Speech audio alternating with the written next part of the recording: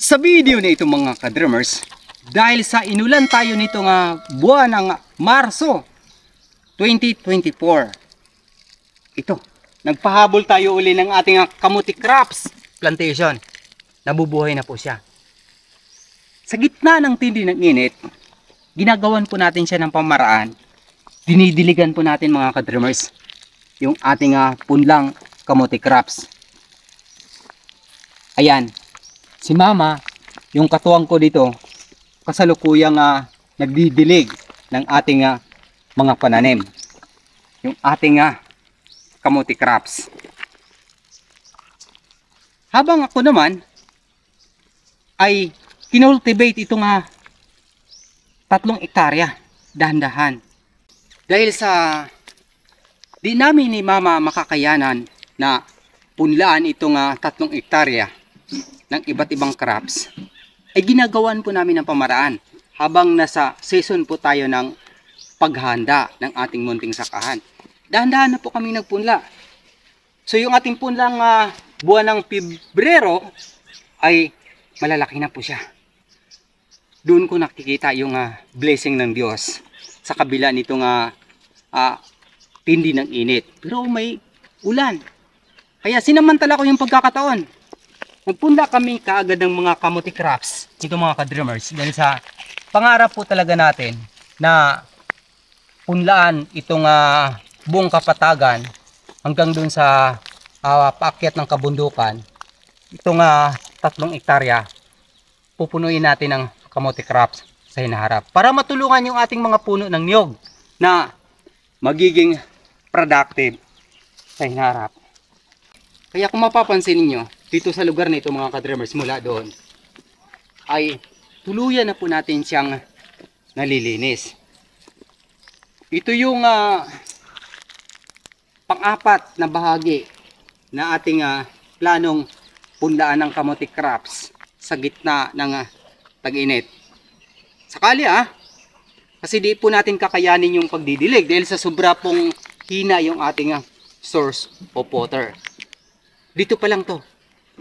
Meron pa tayo doon sa kabilang bakod ng ating munting kubo-kubo.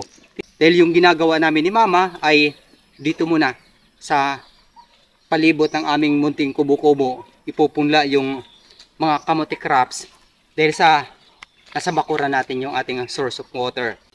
Kung mapapansin ninyo mga ka-dreamers, ito sobrang tigang po talaga na lupa. At ito yung tanda na dinidiligan po natin siya. Ito, masa-masa pa. Nabubuhay po yung kamuti crops kahit na baga yung ating source of water ay sobrang hina. Gaano pa kaya kapag tuluyan nating naisaayos yung ating pinakamalakas na source of water? Anong mangyayari dito sa ating munting sakahan? Yung ating mga pananim. Salamat sa Diyos. Kahit paano, ibiniyayaan po tayo ng tamang pag-iisip at pamaraan para makikita natin yung ating pinaghirapan. Titingnan pa natin yung sa kabila. Tara. Ito pa yung part na within the perimeter area ng ating bakuran ay pupunlaan din natin ng kamuti crops. Pero dahil si Mama lang yung nagdidilig, ako naman ang naghahanda, nagko-cultivate, kailangan natin ng i-maximize yung area muna, perimeter area na kaya natin masuplayan ng pagdidilig ng tubig. Kaya kung mapapansin niyo dito sa area, meron din tayong mga papaya dwarf na ipinunla. Pakahanda na. Salamat sa Diyos dahil sa dahan-dahan na po namumunga yung ating mga pananim. Medyo malapit na tayo.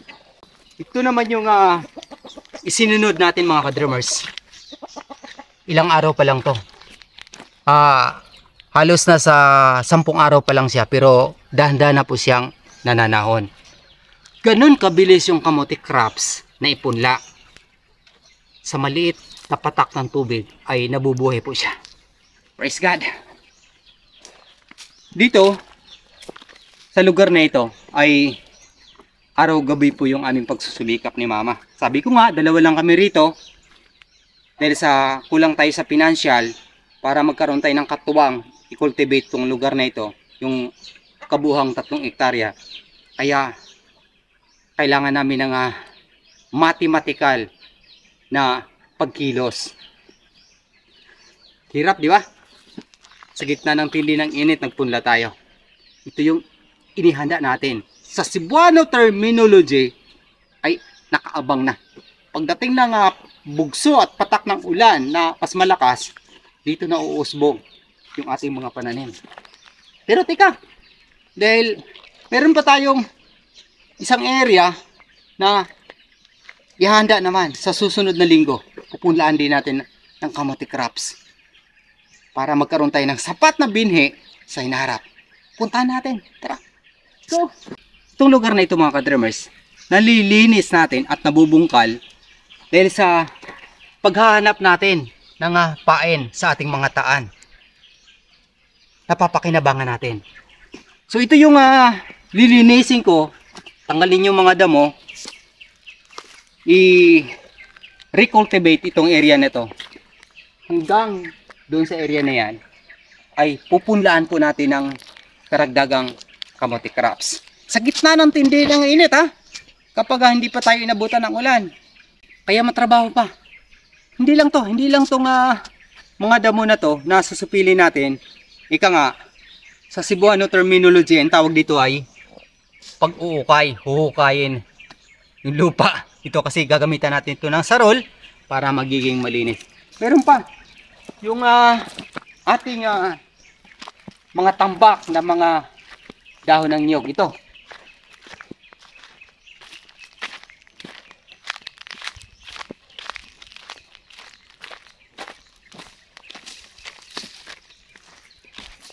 Dito ko sana pinili yung lugar mga ka-dreamers sa part na to na tambak yung mga dahon ng niyog. Dahil sa malayo sa mga puno ng niyog na may bunga na. Kaya lang, meron tayong puno ng niyog na sinalanta. Kung sa Cebuano terminology, ang tawag doon ay bantol. Ito, yung puno ng niyog na sinasabi kong sinasalanta ng bantol sa Cebuano terminology.